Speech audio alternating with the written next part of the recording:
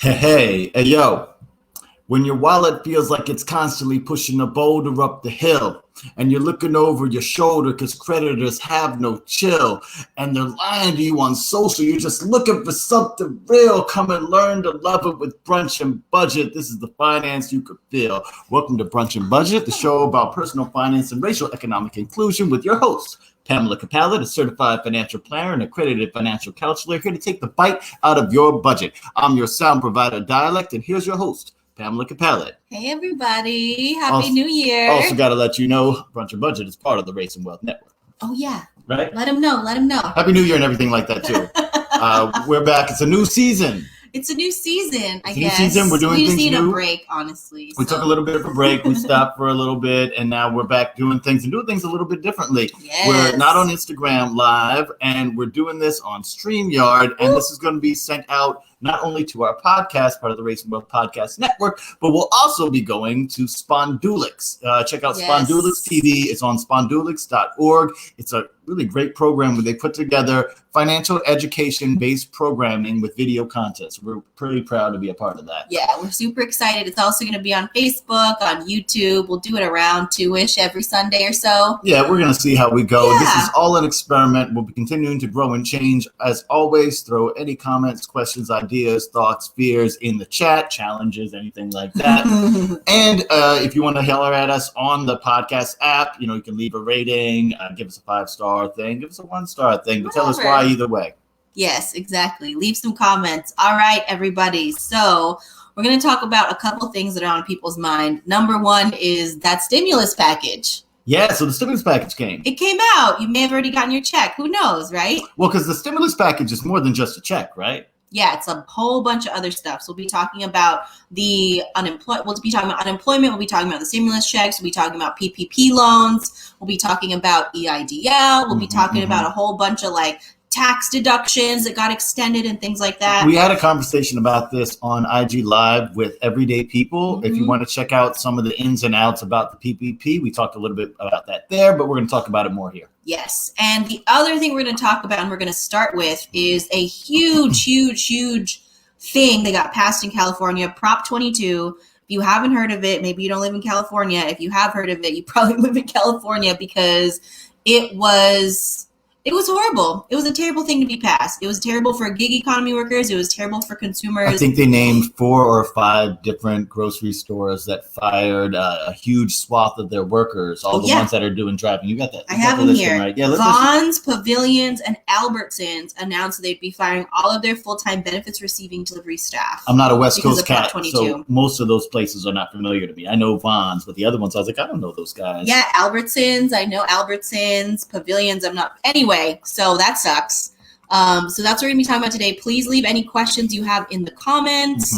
We will answer them as we go. Also, as always, while we have some expertise, we are not experts. If you know some facts and figures or some really misunderstood things, some myths that you want to unpack, please feel free to share it with us. Yeah, let us know. Because if you got the good word, we want to spread it around. So before we really dive in, I want to start with some vocab words. Ooh, vocab words. Just one today. What's the vocab word for today? So the vocab word for today is payroll tax. Payroll tax. Yeah, it's been floating around lately. Wasn't that in the last stimulus, the thing that happened? It wasn't a stimulus. It was an executive order. Right. But it's part of the whole party that was happening. Yeah, all the stuff that people were trying to pass. In the spring, right? Yes, in the spring, and then Donald Trump passed it actually in the fall through an executive order. He passed it, whatever you want to call it. Anyway, payroll tax, the way that it works is you as an employee or as an independent contractor are responsible for payroll tax. So the payroll tax is made up of 1, Social Security tax, and 2, Medicare tax. So Social Security tax is 12.4% of your income, up to $140,000. So that's one to keep in mind. Social Security tax basically means that you do not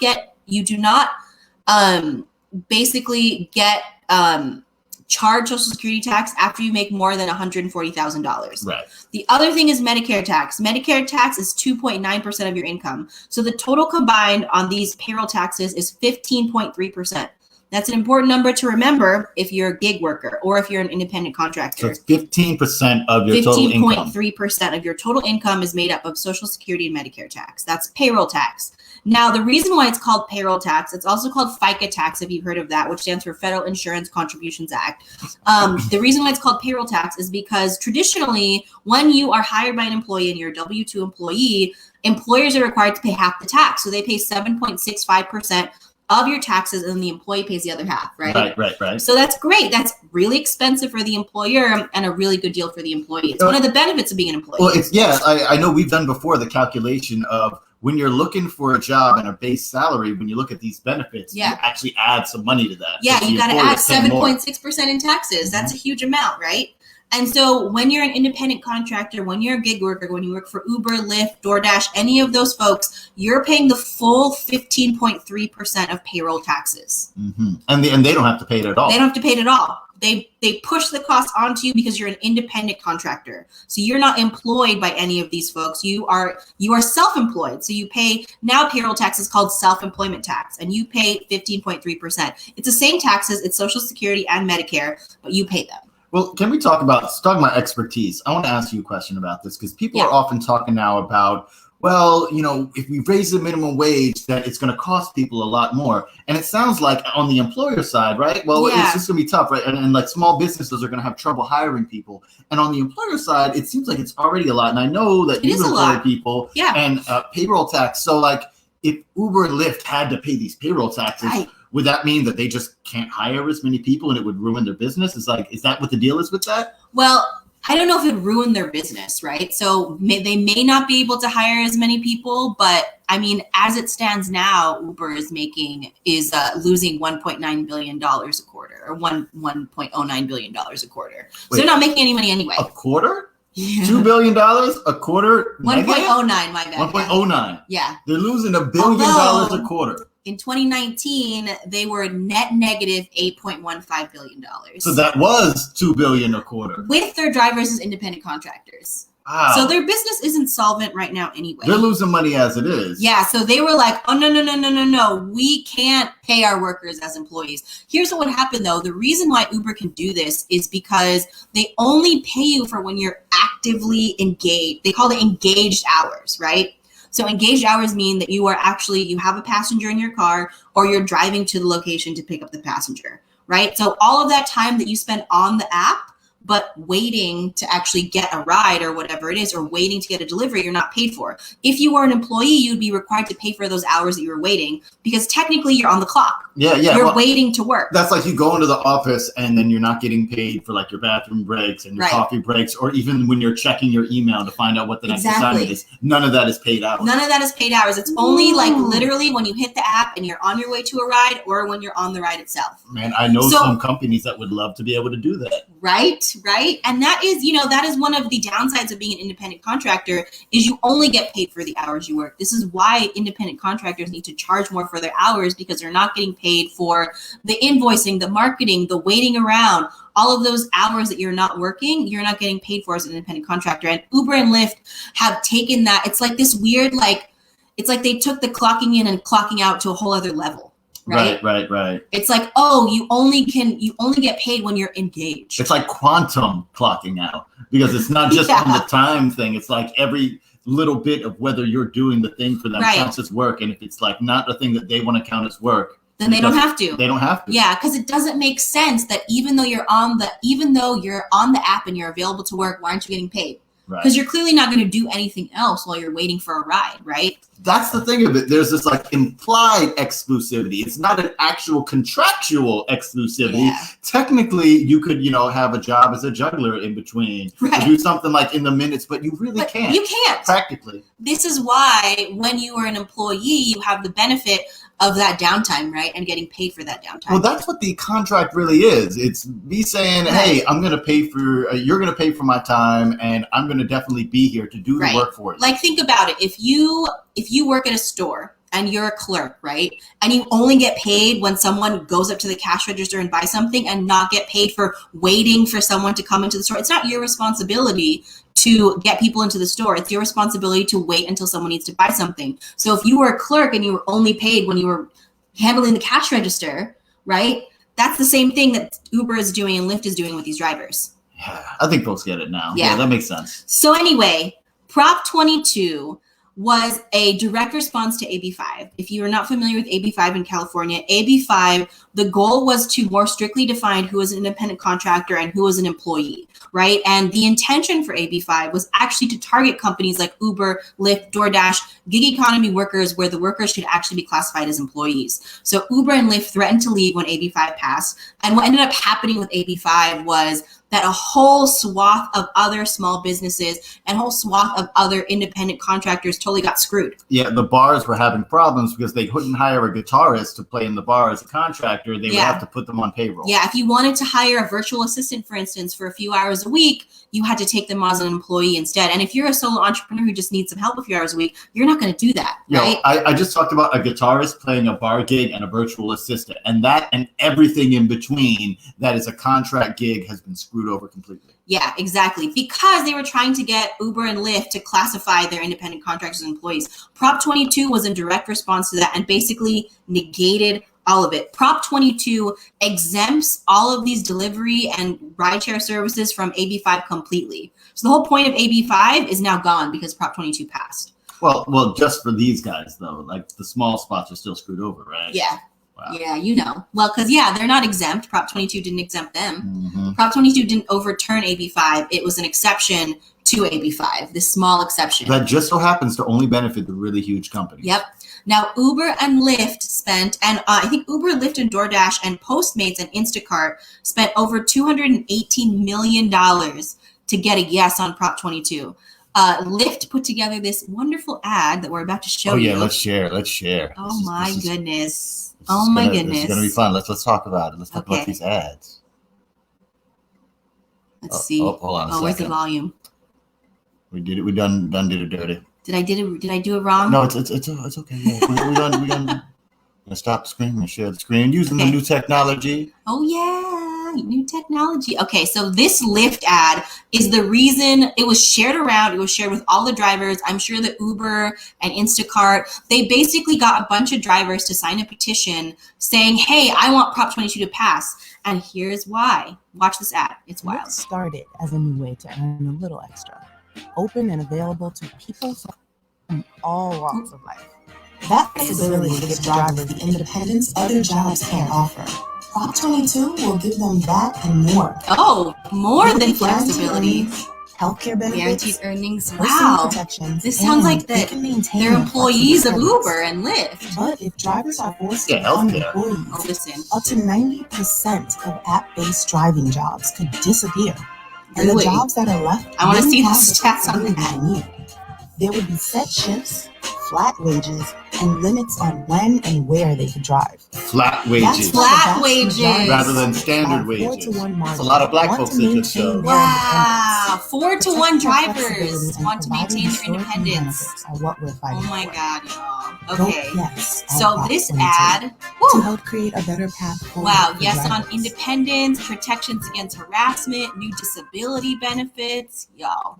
So what's wrong with that? So what's wrong with that ad? They were saying a lot of good things. They did. They were saying they're going to give you health care, protection from harassment. Yeah. So the guys basically hire like security. A injury protection insurance. You're going to get a minimum wage. Minimum wage. A guaranteed minimum wage, right? They're basically going to have to pay you a certain amount. So let's talk about what Prop 22 includes. Yeah. So what's the reality of that? Yeah. Because that all sounded really nice, but it was pretty vague. Hi, Carrie. The reality of that, is that Prop 22, as a compromise to keeping them as independent contractors, Prop 22 also is requiring Uber, Lyft, Instacart, any like delivery or rideshare service to also provide benefits to their workers, to their independent contractors. The first benefit is a guaranteed minimum wage. Now, what that means is they have to pay 120% of the California minimum wage, which works out to maybe about $21 an hour, right? And they only have to pay them for these engaged hours. So anytime they're driving a passenger or heading to pick up a passenger, they get paid a minimum of $21 an hour. right? That sounds kind of good, right? I mean, it's more than the 15 people are talking about they need, right? Exactly. Except, again, drivers are not getting paid for waiting for a passenger to come. They're not getting paid for just having the app on. They're only getting paid for the hours they work. So you could have the app on for 4 hours and only get one ride for whatever reason. And that's it. You only get paid for the one ride, even though you technically were working or on the clock for Uber and Lyft for 4 hours. Okay. But they're getting benefits and stuff though. So like that kind of counts as getting paid for technically, not working, right? They're also getting a healthcare reimbursement of up to $400 max a month if they have health insurance through California covered plan. So the tricky part about this is that this like up to $400 a month, I believe it's based on like how many family members you put on insurance. One is the average cost of insurance for a family in California is $1,041 a month. So they're paying about 40% of it. They're paying about 40% of it. So it's still costing them a lot. The other tricky part about this, though, is when you're an employee and you have to pay a healthcare premium payment, it's all pre-tax dollars. Now, this extra $400 that all these companies are giving you, which sounds so great, counts as income. You have to pay taxes on this extra $400. And you have to pay the payroll tax that we talked about earlier, the 15.3% plus state taxes plus federal taxes. That $400 is really like $250, $300. Can we back it up a little bit and talk a little bit about the pre-tax and things like that? I mean, because it does sound cool that they're giving them benefits. If they really wanted to give them benefits, shameless plug, they should give them a vitamin M box subscription. I'm just saying, that might be a nice thing for y'all to do. But like when we're talking about like this pre-tax benefit versus that, like, what am I looking at in terms of my paycheck? Because I know that it's supposed to come out of my check anyway, even if I did have a job with an employer. Right. So if you were getting $400 reimbursed from healthcare through an employer, it would be $400 and you wouldn't be taxed on it. Right. If you're getting $400 in this situation as a gig worker, then that $400 is taxed. So that $400, you'll get 15% right off the top for self-employment tax is gone. Right. Let's do the math right now. I was gonna say let's do the math right now, right? We're paying, so it's $400. So then times 0.85 because we're getting payroll tax. So that's $340, we'll do right? It on screen $340, and then and let's see. So that $340. So let's add up all the tax. So it's 15.3%. Right. And then let's see your federal tax. I'm looking up the federal tax brackets right now for 2021. So let's say you make $50,000. You are in the 22% tax bracket. So that's 22% of taxes. 37.3 is where we're at. 37.3. Wait, that's the marginal tax rate though. Hold on. It's a little complicated. So 15.3% plus 12% plus California state tax rate. What is that? California state tax rate is 7.25%. So you're paying 34% of taxes on that $400. So $400 times. So that's about $130 some, right? Yep, 32. Yep, it's $128 off of it. So it's $272 is what you're actually getting when they give you a $400 reimbursement because they're not covering the self-employment tax. Whereas a job would often be covering even whole amount. A job would run it pre-tax. And it would be pre-tax, so then you wouldn't have to worry about any of it. And a job would run more of it, yeah. Wow. Yeah. So Prop 22, again, it's like this bait and switch. The other thing is technically you're supposed to be getting 30 cents mileage reimbursement, but only for the engaged hours that you're working, of course. And then the other thing that's happening By the way, pause for the cause. Just in general, folks who are listening who know how to throw graphics up in real time, if you like us doing the math in real time, we should figure out how to do that. We should. We was thinking about. Like I said, this is an experiment. Yeah. Anyway, I love it. Let's keep going back to the math. The other thing, though, is you need to at least be working 25 engaged hours a week. And to do that, they did the math, and it would take about 40 hours of actually being on the app to do 25 engaged hours a week to be able to get the health insurance. The other thing is, what else do they get? They mentioned healthcare reimbursement. They mentioned the, 25 engaged hours a week. They mentioned, the injury protection. So the injury protection insurance is another benefit. And that's basically like a version of workers' comp. So if you get injured on the job while you're driving, then you get injury protection. The thing that workers don't get, though, is we talked about payroll tax. They don't get their payroll tax covered by their employer. Their healthcare benefits are taxable, unlike if you were an employee. They don't get unemployment insurance. They don't get disability insurance, which is different from workers' comp. And they don't get to get paid while they're working, while they're actually working. They only get paid for those engaged hours. So these cats spent hundreds of millions of dollars to make sure that they didn't have to spend billions of dollars on their workers. Yeah, exactly. And now what's happening is, again, Dialect mentioned earlier, grocery stores in California fired all of their payrolled employees who were delivery people, and instead they signed a contract with DoorDash to use DoorDash as the main delivery people for their groceries. Wow, thanks, DoorDash. Yeah. Anyway, I think we got to go to a song. Yeah, let's take a break and go to a song. We're going to play our first song. We're going to try just playing it right from the spot here and seeing how it goes so we can give you all the info. Coming out of Trenton, New Jersey. This cat, I like their resume. Entrepreneur, personal trainer, hip-hop artist, model. Wow. Trenton, New Jersey. Yep. You know, doing everything. Well, not a certified financial planner, but maybe next. Maybe that next. Especially year. With this song called Payroll Taxes, about paying payroll taxes from Show Montega. Check it out, and we'll be back with you in 2 minutes and 20 seconds. Even though I'm in the streets relaxing, I'm still a CEO, paying payroll taxes. And it's monkey see, monkey do, planet of the apes. If you wanna see what I do, come into my space. Come on! Even though I'm in the streets relaxing, I'm still a CEO, paying payroll taxes. And it's monkey see, monkey do, planet of the apes. If you wanna see what I do, come into my space. Come on! Fair warning, this crack game's highly addictive.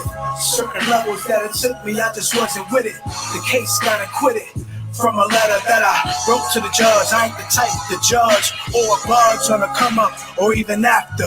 The kid gotta stay one up and believe in rapture. We all like drama for whatever reason other than treason. The summer season damn near had me heated. Hard to believe but I know. Expect the unexpected. And you expect it if you thinking that I'm something second. Third, fourth, fifth, or any other number under that list. I'm the one, O&E. Knowing me started off with poetry, sowed the seed, then it grew like, a tree. They ain't see my vision at first. Now I'm following like I'm in a hearse. Though I'm alive and well. If you wish that I fell, use a dick like Vitel. Might as well do his commentation. With all the constant hating, you full of shit, fam, constipation. Still I'm a making in this land that they used to call Obama's nation. Even though I'm in the streets relaxing, I'm still a CEO, paying payroll taxes. And it's monkey see, monkey do, planet of the apes. If you wanna see what I do, come into my space. Come on! Even though I'm in the streets relaxing, I'm still a CEO, paying payroll taxes. And it's monkey see, monkey do, planet of the apes. If you wanna see what I do, come into my space. Come on! Come on! Come on! You ever see me talking on that phone and saying stuff coming from a humble place? I'm just really happy to be here. You know what I'm saying? I'm happy to be free. I'm happy to be able to share my words. You know what I'm saying? Continue to push my vision. You know what I'm saying? Continue to be able to get up and have goals and be able to serve people and be able to do what I do as a person because it could have not been that way. Yeah. And we're back. That was Show Montega with Payroll Taxes. And I really love how artists are being more transparent about the stuff they're doing. Like, that wasn't even like the whole focus of like, everything that he was talking about. But he's like, I just want y'all to know, like, I have to run my business while I'm running business. Yep. I love it. Thanks, y'all. All right, y'all. We are talking about today. We just talked about Prop 22, the law that passed in California that hurt all gig workers and consumers. And we are going to be talking about the stimulus package next. But before we do that, I want to shout out Gig Workers Rising. Their Twitter is @GigWorkersRise, gigworkersrising.org. They did a huge campaign push to vote no on Prop 22. And since it passed, they actually put out an app for all drivers to be able to download and know what the benefits they are getting from Prop 22 and make sure they actually take advantage of them. So you know your rights. What's interesting about Gig Workers Rising, while I'm really interested in talking to them and finding out more stuff from those cats, is I've been saying for a minute now, as this gig economy thing has begun to blow up, this has been a way to finally kind of beat the unions, to sidestep and get around. And I've been saying for a while, I'm not, that's not how my mind works. We need some sort of organizing model that's like unions, but is modernized. And what this gig workers union folk or gig workers folk are talking about, seems like a new version of what the unions used to be doing. Yes, that's exactly what they're trying to do. Is right now they're trying to make, because as an independent contractor, you can't unionize. Yeah. Because you're an independent contractor, right? You're self-employed. So they're trying to change the laws around that. The other thing that you can do is, this only happened in California. We saw the fallout from what happened in California. One thing that I didn't mention is that Uber and Lyft and DoorDash and all of these places threatened to raise prices if Prop 22 didn't pass. They said rates are going to go up. It's going to cost you more to get these services, all of this stuff, et cetera, et cetera. Does that sound familiar? Yeah, right? You know, they were saying the same thing. They said they were going to pull out of California, all of this stuff. They were sending all of these threats. Well, guess what happened? Prop 22 passed, and the cost to fund Prop 22 are getting passed on to the consumer. Uber and Lyft and DoorDash are all charging between 99 cents to $2 more per delivery or per ride to make up for the cost of these extra benefits. Is it to make up for the cost of these extra benefits, or were they just planning on doing a rate increase anyway? And they wanted to tie it to some publicity to make it seem like it was y'all fault. Yeah. It was just like, hey, can we add gaslighting to the bill? Yeah, right. It's like, oh, you gave us what we wanted? Here, we're going to charge you more for your shit. Well, because we said we was going to charge you more, and just because you got spooked into thinking that we were going to charge you more, we charge you more. And that's just what happened. But that's the thing, though. When you undercut the competition to the point where you're the only game in town, well, then you get to charge whatever you want. Yeah, and that's where we're at. So let's switch gears a little bit. Yeah. Let's talk about the stimulus check. Let's All right, talk so about, yes. I don't know if it's more positive, but well, I mean, hey, there are a lot of people who are like, I'm glad that we got anything at all. So, we got $600. Right. We got $600. Supposedly $1,400 more, and other folks are like, nah, make it $2,000 more. We want to see. Well, we'll see. Joe Biden's plan nothing is set in stone, as we saw the back and forth with the second stimulus package. We were just waiting for people to sign the bill. But but just like a nice pair of gray sweatpants, it's not just the 6; it's a whole package you're getting, right? We are getting a whole package. Tell us about the package. I'm just laughing because Dialect is wearing gray sweatpants right now. Why you gotta put me out there like that? They're like a dark gray. It's classy. It's classy. It's a classy version. All right, so let's start with the stimulus check. You have heard the number. It's $600 per person, including children. So if you, for instance, have 2 adults in your household and 2 children, you'd be getting a $2,400 check. For a lot of us, it was already direct deposited into our account, especially if you filed your 2019 taxes online and you received your tax refund or paid your tax liability with a bank account. So some people saw that come in. Otherwise, if you didn't, if you go to irs.gov/coronavirus/economic-impacts-payments, or just Google, where's my stimulus check, honestly, then you'll get a link to the IRS to figure out where your stimulus check is and when it's coming. If you didn't have that direct deposit, then you're probably going to get a literal check in the mail. They are basically phasing out. So if you made more than $75,000 or $150,000 as a married filing jointly, then you are not getting your full $600. You're getting a reduced amount. And then if you made more than $87,000 as an individual, you don't get a $600 check at all. So if you're waiting for your stimulus check, it may be that you just got phased out of it. Yeah, you make too much money. That's what they mean by phased out. If you make anywhere between $75,000 and $87,500, then you're going to get a reduced rate. Yeah. Adjusted, I think it was $100 to every $5. Yeah, for every $100 of income. Yep, exactly. And then this is based on your 2019 returns. Now, some people are asking, well, I never even got my first stimulus check, right? We didn't get our first stimulus check. Get our first stimulus we didn't get our first. The thing about these stimulus checks, though, is they are what's known as a tax credit advance. So what that means is, one, your stimulus check is not taxed because it's not considered income. It's considered a tax credit, and they just gave it to you ahead of time, which is the advance part. Yeah, right? It's not something that you're going to have to pay back. It's not that type of advance. It's not like you got a book deal. Yeah, exactly. It is basically, hey, we wanted to give you this tax credit, but it's not tax filing time yet, so instead we're going to do that. So the next thing is, if you didn't get your first or second stimulus check because your 2019 income was too high, and because COVID happened in 2020, a lot of people's income actually went down in 2020, even though they technically made too much money in 2019. When you file your taxes for 2020, you will get that tax credit within your tax refund. So you should see your stimulus check in that tax refund if you didn't get either one. It'll all be reconciled there. And again, that's if you made the right amount of money. If you made the right amount of money, yeah. So for the first stimulus check, it's if you made $99,000 or less. For the second stimulus check, it's if you made $75,000 or less, you get the full amount of the stimulus checks. If you were over 100K for both time periods, congratulations. You're surviving COVID. You're surviving the pandemic. You're doing all right. Yeah, you're doing all right. I know you still got stuff too, but you're doing all right. Yeah. It's just nice. We get to like sip our tea. It's like a little brunchy kind of thing. It's a little brunchy. It's a liquid brunch. I'm having a rooibos chai right now with some oat milk. It's delicious. Mine is just some old hibiscus leaves thrown in a bag. What? That's what it is. Oh my God. You just made it sound so appetizing. That's right. That's my job. I'm the brunch part. You're the budget part. There you go. So the next thing we want to talk about is unemployment. Unemployment got extended, thank goodness. So you mean unemployment insurance? Unemployment insurance. I definitely know that unemployment got extended for those of you who are unemployed. Right. Yeah. Anyway, unemployment insurance got extended.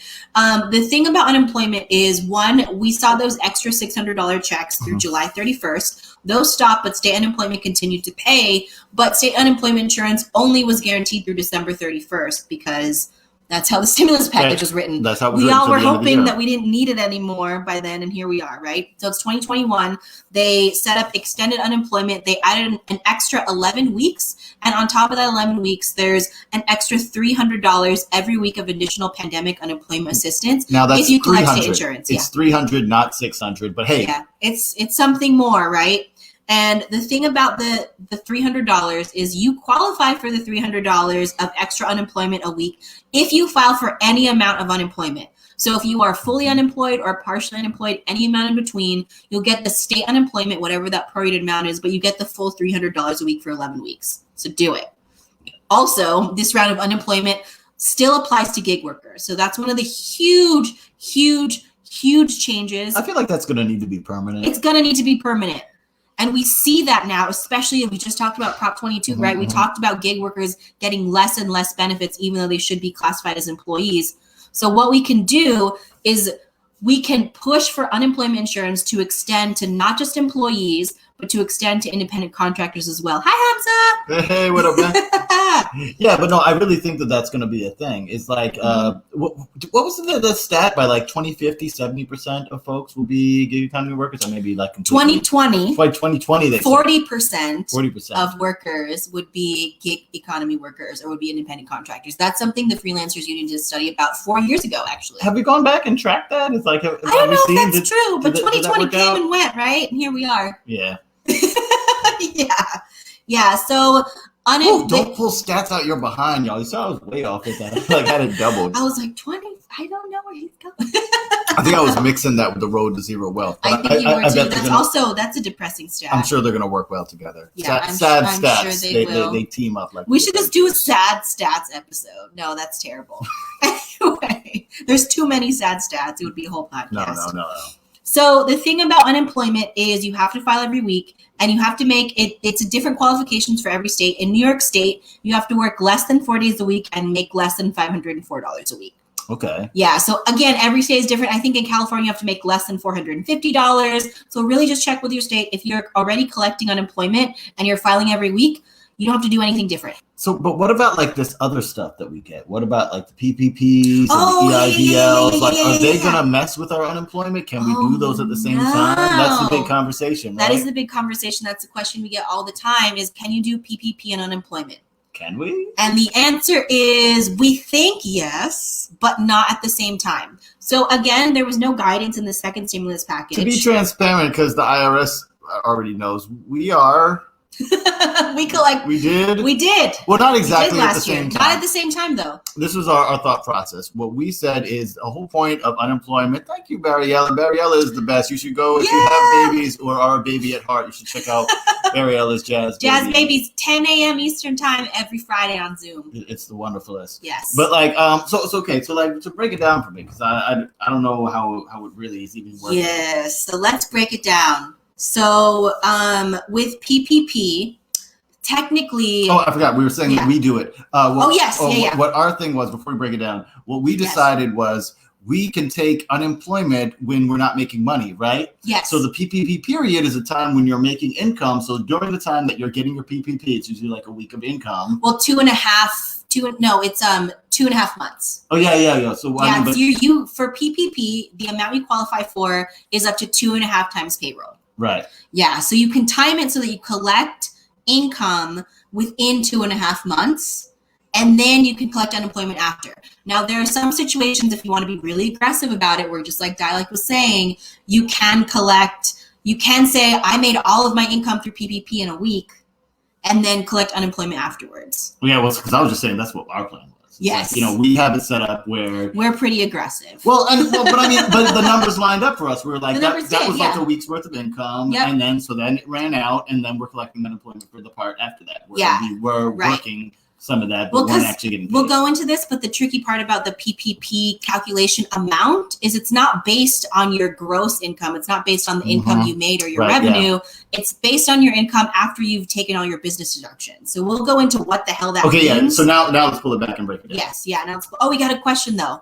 Oh yeah, from Hamza. Shoot, I didn't get no stimulus at all. I thought as an unemployment disabled vet, I would get it automatically. Any info on that? Yes, let's talk about that. So with the I would go I'm to actually gonna throw that up there. Sure. That's a great question. So one is you should be able to collect unemployment insurance. I would go on your state's unemployment website and see how you can qualify for unemployment insurance, because that's the one thing is you should be able to collect the extra $300 a week plus full unemployment if you're unemployed disabled vet. But he's gonna have to apply for that. That one isn't automatic. Yeah, and you may already be on it. Yeah, if you're on it still, then it's just going to continue going. Just make sure to file every week. If you're not on it, I would go back and check.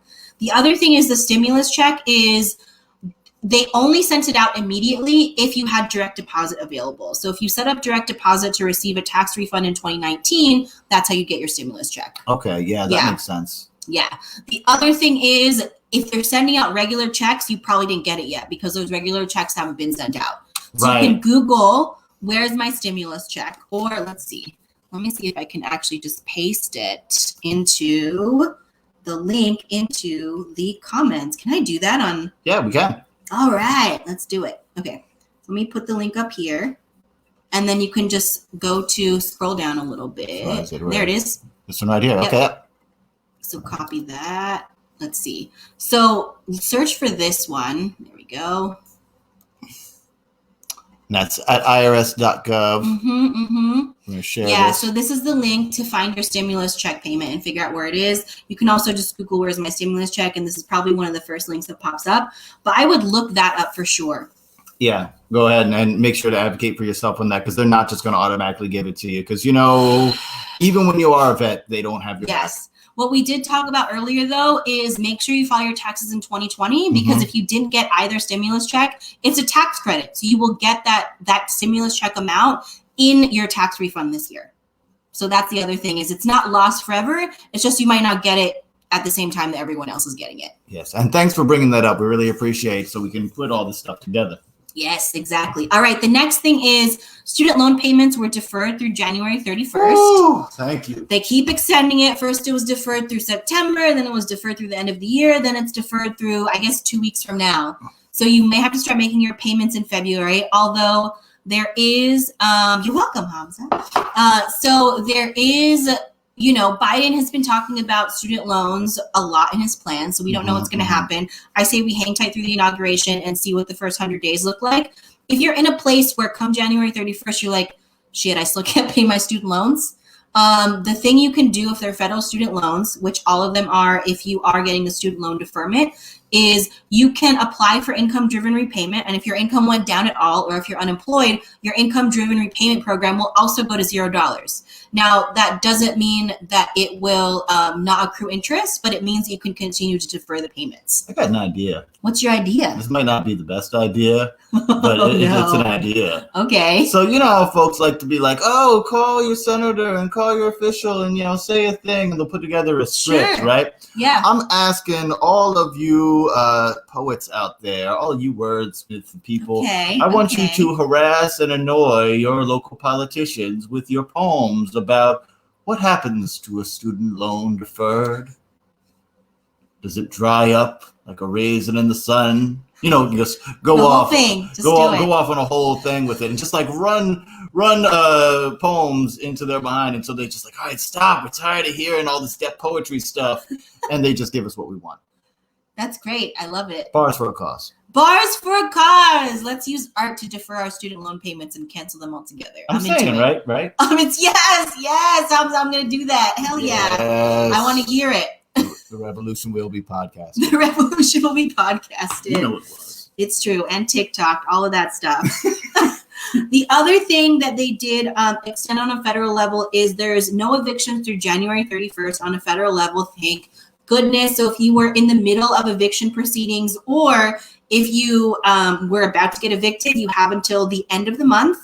But every state also took action on this individually. So for instance, in New York State, they actually extended the evictions and foreclosure moratorium through May 1st, 2021. I was happy that they tied those things together. Yes, exactly. So if you're in the middle of an eviction or the middle of foreclosure in New York State, then that is extended, that is delayed again through May 1st, 2021. So if you are in a position where you still can't pay your rent, keep talking to your landlord. Mm-hmm. They can kick you out anyway. If you can pay what you can, that's great. If you can't pay anything for now, just hang tight and see what happens.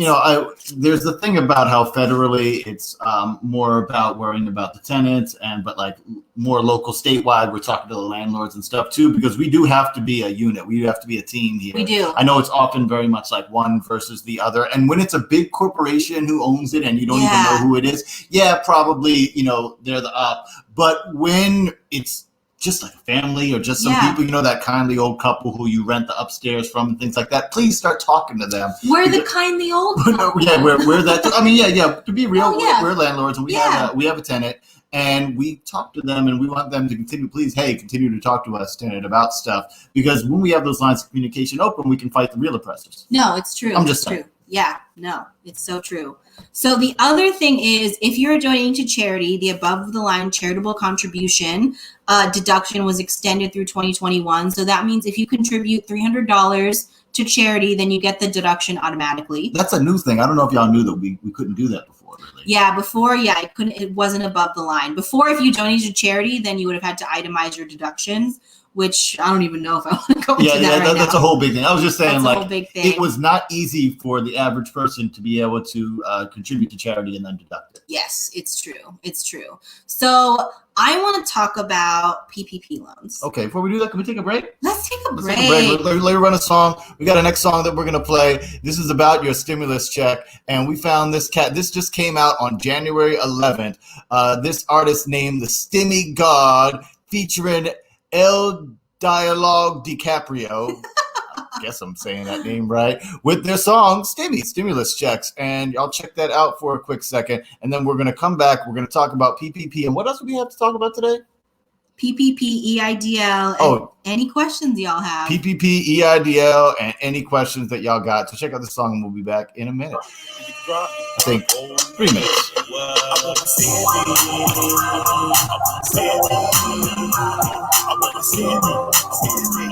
I like to get with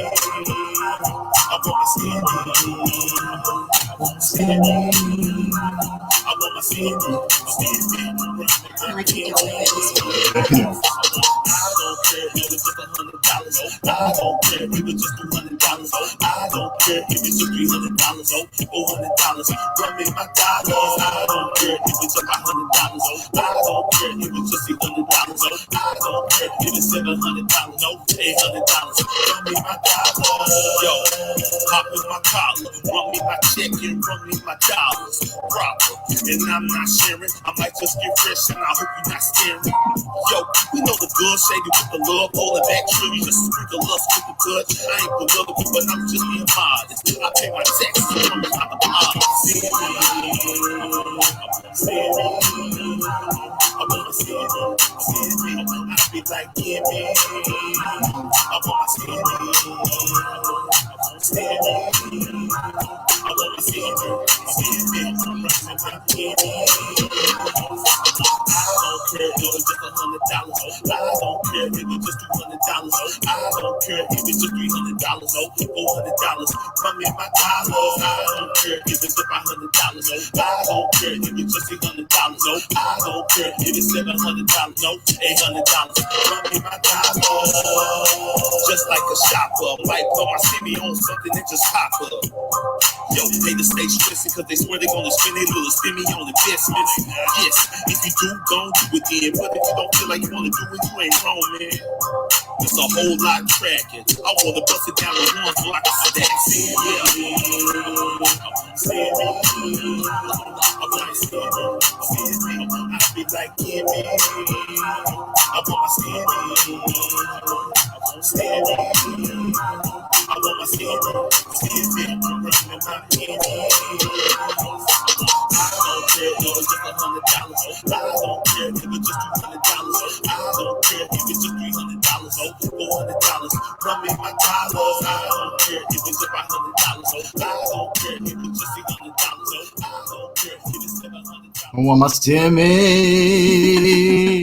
I mean, Stimmy God, love to you. I care how much it is, but that Stimmy God featuring El Dialogue DiCaprio with the stimulus, the Stimmy. Well, I wanted to share that just because I thought it was interesting that, I love hearing the perspective of folks who are like, making these joints about how we're feeling. There's so much emotion around these things, and it's so much frustration. It's one of those ill things about how, when you're in a bad relationship with somebody and they don't really give you much, they don't really treat you well, they don't get your food and take care of you, and then, they give you the littlest something. And you're like, okay. Yeah. It's like cell phone companies, right? It's like all the cell phone companies that sucked and they overcharge you and their plans are stupid and you try to leave and they're like, oh, wait, we'll give you a free phone. But you can hear why. There are folks who are so stressed out and so frustrated they want something. It is about the money, but it's not as much about the money. It's about acknowledgement. Right. So many of us just need to be acknowledged in a physical, human, and financial way. Yeah, I know. Right? Yeah, so I get it. So shout out. We understand Stimmy God speaking for how we all feel. Take the money. Yeah, exactly. So speaking of taking the money, how can we get this PPP? Because it's technically a loan, but it's a forgivable loan. So that's really a grant as long as you can. Yeah, there you go. Let's talk about that part first. So PPP loan forgiveness, because we are also entering the time where if you got your PPP loan in the first round, then you're able to get it forgiven. And they loosened and streamlined a lot of the process. So if your loan amount was $150,000 or less, which I believe like 80% of the PPP loans were $150,000 or less, you can actually apply for loan forgiveness using a single one-page form, and you don't have to send any backup information to it. Because really, even though they call it a forgivable loan, the forgiveness is supposed to be the default. Yes, exactly, especially with these PPPs. So apply as soon as your bank or your lender allows you to. A lot of banks are putting their forgiveness application online, so it's literally just like submitting it and then waiting for forgiveness to happen. Brunch and Budget just did it a month ago, and we're just waiting for the forgiveness to go through. The other thing is, remember those EIDL grants, those economic injury disaster loan grants where you got like $1,000 or something for free, and it was a grant? Well, originally in the stimulus package, the CARES Act last time, if you got $1,000 from EIDL, that means that you couldn't take $1,000 of the PPP loan forgiveness. So you'd have to pay back that $1,000 in PPP if you got the EIDL grant. They took that away. You no longer have to pay back that amount. So both of them are true grants. The only thing with PPP is you have to make sure you apply. Automatic loan forgiveness does not happen with PPP. You have to apply. So look out for emails from your bank and lender. A lot of them are sending them out right now. So now let's talk about getting the second PPP loan. So it's the second draw is what it's called from the PPP loan. Yes, it's round 2. So if you didn't borrow last year, if you missed the deadline or you didn't think you wanted the PPP because it was all convoluted, you still can. If you're a first-time borrower, as long as you have less than 500 employees and you had business operations in 2019, you can borrow up to 2.5 times your average monthly payroll. And it's a little bit more stringent for the second draw if you've already gotten one. Yes, exactly. So if you're self-employed and you want to do PPP for the first time, then you just need to make sure that your 2019 tax returns are filed and you had a positive number on your Schedule C, line 31. Okay. How do you find line 31? Woo, that was a lot, right? Where's that at? Yeah. So if you go into your tax return in 2019, and I'm sure you all pour over your tax returns as soon as you receive them, and don't just ignore the email that you receive from your accountant. So let's revisit your tax returns again. Dialect's gonna pull up a Schedule C right now. Are we gonna have visuals, Dialect? We're gonna do visuals. Oh my God, We're gonna let's pull up do a it. Schedule C form straight up from iris.gov, our good friends. I hope I'm right about the line number. Well, we gonna see. All Well, right, that's what it is. It's all about verification. We don't need the validation unless we actually verify. are correct. Oh my God, this is so cool. Thank you, StreamYard, for being so cool. Okay, so yep, net profit or loss, line 31 right here. If you see that, if there's a positive number in line 31, then you qualify for the PPP loan. Now, the way to calculate how much you qualify for is you take that number in line 31, you divide it by 12. So let's say that number is $12,000 in line 31. You divide it by 12. Right, and that's $1,000, and then you multiply $1,000 by 2.5, which is the max amount you're allowed to borrow. So that means that you're allowed to borrow $2,500 under PPP if you made $12,000 on line 31 in your Schedule C. So wait, I only got the first part divided by 12, and then multiplied by 2.5. Now, the best part about all of these electronic applications is they will calculate all of these for you. They'll tell you how much you qualify for a PPP loan as long as you report whatever you have on line 31. So there you go. We just pulled up a tax form. Yay! Yes. So that's what you got to do for it. That's what you got to do for it. Exactly. I love it. So that is whether you're a first-time borrower or a second-time borrower. That is how you calculate that amount. If you got your PPP in the first round and you lost money in 2020 compared to 2019, you have to show that you have lost at least 25% of your income between 2019 and 2020. Yeah, it's not just that you lost money; it's that your income went down. Amount. Yes, exactly. Your income went down by 25%. Yeah. So if you're a second-time borrower, what that means is if you made $100,000 in 2019 and you made $75,000 in 2020, you qualify for a second round of PPP. The calculation for the amount is the same. So line 31 on Schedule C divided by 12 multiplied by 2.5. And again, every online place where you can apply, every bank, every lender who does this online will calculate for you. Oh, right. Yeah. Okay, yes. Great. The thing you do have to prove if you want to borrow for the second time is you have to submit P&L statements. So that's profit and loss statements.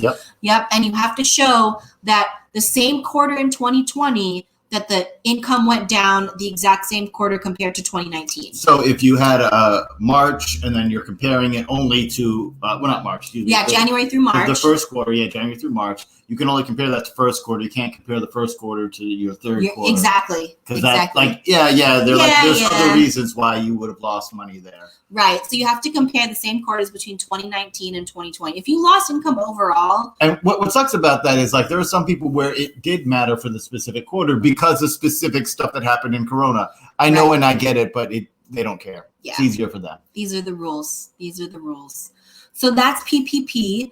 And we do highly recommend that you apply for, if the first time around if you didn't do it, definitely do it. The second time around, if you qualify, definitely do it. If you're trying to collect unemployment too, the PPP loan deadline is 3/31/2021. And I believe unemployment ends just before that. And remember, even if you don't know how to get the thing together and you're worried about, what if I don't get the loan forgiven? Even if you're not able to get the loan forgiven, it has the best interest rate you'll ever see. Yeah, it's a 1% interest rate and you pay it back over 5 years. Yeah, so even if you don't get it forgiven, you can either pay it back or you can just pay back the loan. Mm-hmm. Yep.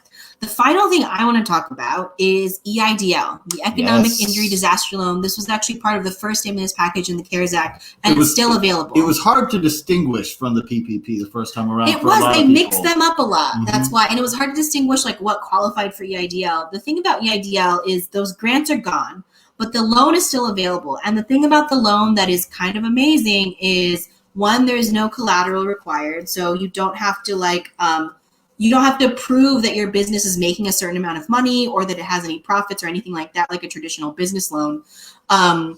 They just give it to you based on your credit score and if you have 6 months worth of business income, basically. Mm-hmm. So the terms are, it's a 30-year loan at 3.75% interest, and you can borrow up to $150,000. They look at how much money you made. Where's that Schedule C?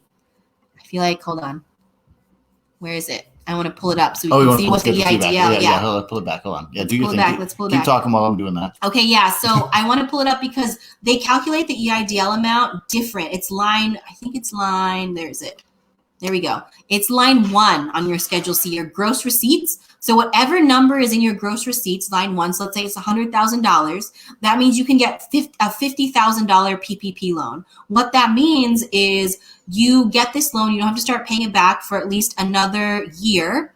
And the loan terms are you pay back over 30 years and you pay 3.75% interest. So just to give you an idea, Brunch and Budget took an EIDL loan. We got $146,000. And our loan payment that's going to start in a year is about $700 a month for $146,000 to borrow. And you can use that basically to run your business. You can use it for operating expenses. You can use it for anything. The only thing is that you're required to get some kind of business liability insurance if your loan is more than $25,000. So basically they want to say like, hey, we want to know that our loan is protected and the equipment that you have is protected and all of those things. And it's honestly a small price to pay. We have to pay $700 a year to get this business liability insurance. If I already have business liability insurance, you just send it to them. Are we good? We just share it? We don't have to get a new thing just because of that. Okay. Yeah, and I feel like EIDL is one of those forgotten loans that really like is well worth taking advantage of as a business owner. We haven't seen loans like this in the past. Just to compare, usually a business loan will only lend you money for terms that are 2 to 3 years long, and their interest rates are usually in the 10s or in the 20s sometimes, depending on your credit score. The lowest business loan rates I've seen are like 8 or 9%. So it's kind of just like the PPP thing. We're like, worst come to worst, the terms are really good. Yeah, just pay the loan back, and you don't have to pay it back for 30 years. So it's kind of amazing. What about folks who are just have an emotional aversion to debt, which is a lot of us because we've been taught to. Yeah. And a lot of times it has kept us out of disaster, but it's also been something that inhibits us from taking the next step. Yes. Yeah. I'm so glad you brought that up because any kind of debt, especially right now, feels like it's really scary to take on. I'm saying, right? Right. Yeah. And so the thing that's about EIDL, the thing about debt in general, when the terms are like this, is I like to think of debt as leverage. Mm-hmm. So especially if you're in a place where you know that you're going to need some money for the business in the next couple years, this kind of loan is amazing because it allows you to leverage. It allows you to leverage the federal government essentially to keep running your business. Mm-hmm. So for instance, like Brunch and Budget, the reason we borrowed the money is to make sure that in the next year or two, we are going to be able to weather whatever happened during COVID. And so it wasn't necessarily something that we like needed at the time, but it's something that we kind of we got as a way to assure that we were going to be okay, even if something happened in the business. And that's really what I would use the EIDL for if you're in that situation, is like you need to make sure that you pay yourself personally, that you can continue to run the business. And EIDL, Economic Injury Disaster Loan, is for these types of situations, is for things like global pandemics, you know? I guess that's what the economic injury disaster part of EIDL is, right? I guess so. Yeah. I guess so. So yeah. So that's the stimulus package. That's where we're at. So it's a lot of stuff, actually. Some of it is the same thing or reiterations of what we had in the spring. And then there's some new stuff attached. There's some extensions. And I mean, it's what we got. I don't think that it's enough yet. And we should continue to pressure the new administration to send not only money, but also programs that are going to work out for us. Yeah. Any other things that we should be thinking and worried about when it comes to these stimulus packages and making sure that we're financially solvent so we can make this next year not feel like last year? Yeah, I mean, one thing that came up is like, what should I do with my stimulus check, or what should I do with my PPP money? What everybody had something about it, right? Everybody been telling you, yo, you should take your stimulus check and then flip it. You put it into this thing and buy this Ethereum and then maybe pay off your debt and then put a loan down on a house and then start a business. I mean, there's just like all this stuff that folks want you to do with it. And what's the real about that? Yeah, I mean, the thing about these stimulus checks right now is the first thing is, or any of this income, the PPP money, the EIDL loan, is first and foremost to take care of yourself, right? Take care of your bills. You don't have to throw money in your credit card debt. You don't have to throw money into savings and like hope that it stays. The thing right now is like, make sure that you're taking care of your health and your sanity, and that you're covering your bills, you're keeping a roof over your head, right? And so that's the first thing. The next thing is right now, I recommend that you keep money in savings as much as possible and don't worry about paying down consumer debt. So don't worry about paying down your credit cards right now. If you're not already on a debt pay down plan, an extra $600 towards your credit card debt is not going to make enough of a dent. And you're going to rather have that money in savings. I'm not going to bring it up. I was going to bring it up. We were talking before about there's like this Kiplinger article. If you're not familiar with Kiplinger, that was the guy who wrote the Jungle Book. It's a story about how some dude destroys the jungle. Yeah. Anyway, the Kiplingers, they wrote this thing about some money smart ways for you to be able to deal with your check. And it was like save for retirement. Pay down your credit cards. And give it to charity. Yeah, the big thing with this stuff is, look, if you're not already doing that, this $600 check is not going to make a dent. Yeah. It's not going to be able to get you to kickstart the thing you're doing because you're not getting more checks, so it's not going to be sustainable. We always advocate for, if you're going to start a new economic habit, to do it when it's hard. Because if you can do it when it's hard or just when times are regular, then you'll be able to do it when you get windfalls. Don't use windfalls as like a Kickstarter because it's not going to work. You're going to be back on Kickstarter again next year begging again. Yep, exactly. And on that note, yeah, let's go to our last joint. Yeah. Any other things that we want to wrap about for? I mean, we're happy to be back with y'all. We'll be back again here next week, y'all. Check us out on spondulix.org. You can check out the podcast, listening to it. Check out all of these wonderful artists. If you are an artist who has some music that talks about finance or racial economic inclusion or the confluence of them, please send them to us. We're findable. You know how to get at us. And if you don't, then ask somebody who asked somebody. You ought to know. Our last song is in Folsom, California, for this crew called Veli Amon and their song Living Ways. Check it out, and we'll check you next week. Sure. I think so. Next week, if you're not tired of us by then. So let's play this jam and get on out of your way. Living Wage of Veli Amon, and we are Punch and Budget Podcast, part of the Race and Wealth Network.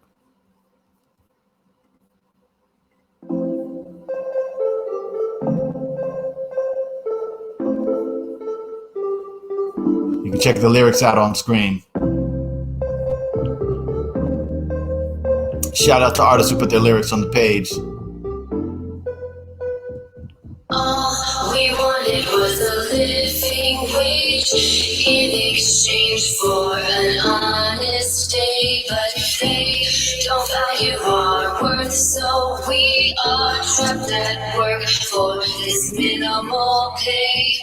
All we wanted was a living wage in exchange for an honest day, but they don't value our worth, so we are trapped at work for this minimal pay. Your trickle down never trickled down. Yeah, we got jobs, but our problems are bigger now. See, we're trying to figure out how these little rates that we're paid haven't raised with inflation. You kick us down a few nickels now. Call that a raise? For the only thing that rose is the mob, and we fickle now. COVID just exposed that we've grown sicker now. All we wanted was a living wage. What I propose is to find a CEO and take his head with a sickle now. Justice is wicked now. It's just us. If you never would have busted our unions, we simmer down. Instead, boil over. Skip fall, summer's over, it's winter now. We're coming down your chimney now. All we wanted was a living wage. Been on hold over 1,000 hours trying to get through to the unemployment office without a sound. No sign of competent life. Hang up the phone, grab the governor's front door. Kick it down. Go ahead, kidnap him. Round him up. He's supposed to work for us. Drop him off in his office and tell him to get back in. Back to work. We gotta pay our back rent. All we wanted was a living wage. And don't worry about them badges with the little smoke grenade flashes. They work for us too. No need to run, stand tall. They want to flash guns like we ain't got none. What'd you think? We sold them all? Nah. We're infinite. You heard of hell where we were sent from it. Not even to make an attempt to repent from it. We've come to raise it till our raises match the rate of inflation. That's a minimum of $22.50 an hour, according to our calculations. Done with patience. All we wanted was a living wage in exchange for an honest day, but they don't value our worth, worth, so we are trapped at work for this minimal pay. All we wanted was a living wage in exchange for an honest day, but they don't value our worth, so we are trapped at work for this minimal pay.